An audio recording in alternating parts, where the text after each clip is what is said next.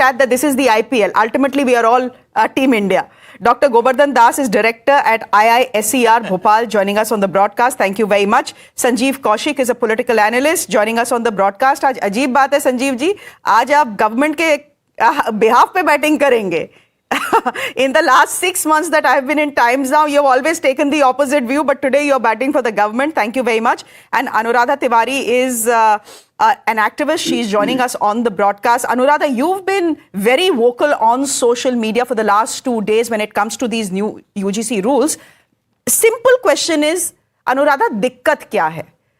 Nowhere are the rules saying, I'm playing the devil's advocate here, nowhere are the rules saying that a general category student cannot go and complain to the new committee that is being formed by the UGC in colleges and universities. So why the hangama? Why say that this is reverse bias playing out? देखिए, आपने नमस्ते श्रेया जी. सबसे पहले तो आपने पूछा दिक्कत क्या है. दिक्कत एक नहीं है, दिक्कत बहुत सारी है. सबसे पहले मैं स्टार्ट करती हूँ. आप ये बताइए, पूरे कॉलेज कैंपस में 90% जो पॉपुलेशन होगी SC ST OBCs की, उनको आपने प्रोटेक्ट कर दिया इन गाइडलाइंस में. सिर्फ आपने जनरल कैटेगरी को छोड़ दिया. तो किस लॉजिक से 90% विक्टिम होंगे और 10% हमेशा उनको ऑप्रेस करेंगे? मतलब मैथमेटिशियंस के लिए एक जोक है, they must be crying in the corner somewhere. तो ये कैलकुलेशन कहीं फिट नहीं बैठ रहा. पहली बात तो ये. उसके बाद इस गाइडलाइन के मुताबिक इक्विटी कमिटीज बनाई जाएंगी. उन इक्विटी कमिटीज में जो मेंबर्स होंगे वो सिर्फ SC ST OBCs के होंगे, जनरल कैटेगरी का मेंबर ही नहीं है. सोचिए, एक्यूज जो है वो जनरल कैटेगरी का है, पर जो सारे जजमेंट पास करेंगे उसमें जनरल कैटेगरी का है ही नहीं. So how do we ensure fair justice? तो जजमेंट तो हमारे फेवर में आने ही नहीं वाला. तीसरी बात ये है कि इसमें जो आपने इक्विटी स्क्वाड मेंबर्स को जो बना रहे हो, वो पूरे कैंपस में घूमेंगे, वो कैंटीन में जाएंगे, लाइब्रेरी में जाएंगे. एक तरीके का सर्वेलेंस सिस्टम होगा कॉलेज में, राइट? तो वो सर्वेलेंस किसके ऊपर होगा? क्योंकि कल्प्रिट तो सिर्फ जनरल कैटेगरी के बच्चे होने वाले हैं. तो सर्वेलेंस एक जेल की तरह आप एक कैंपस को बना दोगे. उस जेल में सिर्फ निगरानी रखी जाएगी जनरल कैटेगरी के बच्चों के ऊपर, क्योंकि कल्प्रिट तो वही होने वाले हैं. SC ST OBCs तो हमेशा विक्टिम रहने वाले हैं. अनुराधा, एक चीज क्या हम अज्यूम कर रहे हैं? क्या हम अज्यूम कर रहे हैं कि ये जो नए रेगुलेशंस हैं ये सिर्फ जनरल कैटेगरी को अक्यूजर बनाते हैं? क्योंकि ऐसा है कि किसी कॉलेज के कैंपस में या किसी यूनिवर्सिटी के कैंपस में ऐसा तो है नहीं कि जितना ऑपरेशन होता है वो अपर कास्ट करता है, एक OBC भी कुछ बोल के ऑपरेशन कर सकता है या डिस्क्रिमिनेटरी बिहेवियर दिखा सकता है. तो यहां पर ये जो रूल्स हैं ये तो नहीं कह रहे हैं ना कि सिर्फ और सिर्फ जो है upper caste is the oppressor. Oppressor तो कोई भी हो सकता है. Exactly, that is the point. तो ये तो हमें UGC से पूछना पड़ेगा ना कि क्या जनरल कैटेगरी के अगेंस्ट कोई डिस्क्रिमिनेशन नहीं होता? तो आपने किस बेसिस पे उनको आपने छोड़ दिया? क्या ब्राह्मणों के अगेंस्ट नारे नहीं लग रहे हैं JNU में? ब्राह्मण बनिया भारत छोड़ो, ये सब नारे नहीं लग रहे. तो आपने किस बेसिस पे उनको छोड़ दिया है? चलिए, तो वो कहाँ जाएंगे कंप्लेंट करने के लिए? इक्विटी कमेटी में तो उनके लिए कोई जगह है? अशोक जी, आप जवाब दे दीजिए. Let Ashok ji come in. Thank you Shreya ji. और मैं तो बस छोटी सी बात कहना चाहता हूं. आई वॉन्ट टू से plainly, sorry, that why the upper caste are scared of equity. Because do they believe in equity or not? If they do believe in equity, what is the problem? One. The second, I can bet with you, Miss Tiwari has not read this document. Okay, you're talking about the UGC regulations, by right? The UGC. Okay, yeah, go ahead. Had she read those documents, had she read this document, she would have not commented the way she has commented. For example, let me come point by point. This document, this guidelines protects women from discrimination. Correct. Not scheduled caste, scheduled tribe women or OBC women. Women. Intersectional category. This guideline protects physically challenged Divyang. They are not scheduled caste, scheduled tribe, OBCs. Okay. Now let me come to the equity thing that she's mentioned. Correct. Okay. Because the head of the institution, how can she say that head of the institution is only scheduled caste, scheduled tribe, OBC? Then 3 professors. Will Miss Tiwari tell me how many professors are from the scheduled caste, scheduled tribe OBCs?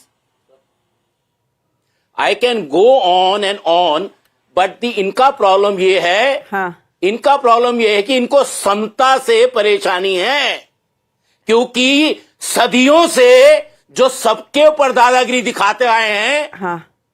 वो समता से उनके पेट में दर्द होना स्वाभाविक है। नहीं, इसका मतलब ये तो नहीं है कि रिवर्स दादागिरी अब उन पे दिखाई जाए, यानी कि हम अज्यूम कर रहे हैं कि अपर कास्ट जो मेल है, क्योंकि विमेन तो आ गई है ना, आ गई रिजर्वेशन उस कैटेगरी में, तो अपर कास्ट मेल जो डिसेबल्ड नहीं है, एबल बॉडीड है, सबसे बड़ा विलेन फिर वो हुआ अशोक भारती जी। ये तो गलत है अज्यूम करना। नहीं, मैं उसमें ईडब्ल्यूएस भी शामिल है।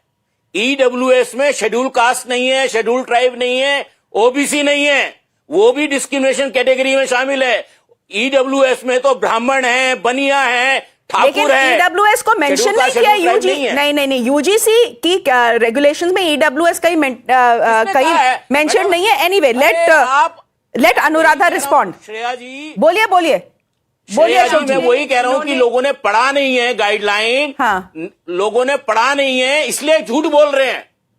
पढ़ा नहीं है, बिना पढ़े ज्ञान दे रहे हैं, बिना पढ़े ज्ञान दे रहे हैं, ठीक है, धारणाओं पर ज्ञान दे रहे हैं। नहीं, ईडब्ल्यूएस तो मैंने भी नहीं पढ़ा है, मैंने ओबीसी पढ़ा है, मैंने ट्राइबल पढ़ा है, मैंने एससी एसटी पढ़ा है, मैंने विमेन पढ़ा है, मैंने डिसेबल्ड पढ़ा है। सुनिए श्रेया जी, मैं पढ़ के सुनाया तो हाँ। ऑब्जेक्टिव, नहीं ऑब्जेक्टिव मत पढ़िए, ऑब्जेक्टिव मत पढ़िए, ऑब्जेक्टिव पढ़ के सुना। नहीं, आप ऑब्जेक्टिव पढ़ रहे हैं, मैं समझ गई आप क्या कर रहे हैं, आप ऑब्जेक्टिव पढ़ रहे हैं, मैं रेगुलेशन की बात कर रही हूँ। ऑब्जेक्टिव के बिना रूल नहीं हो सकते।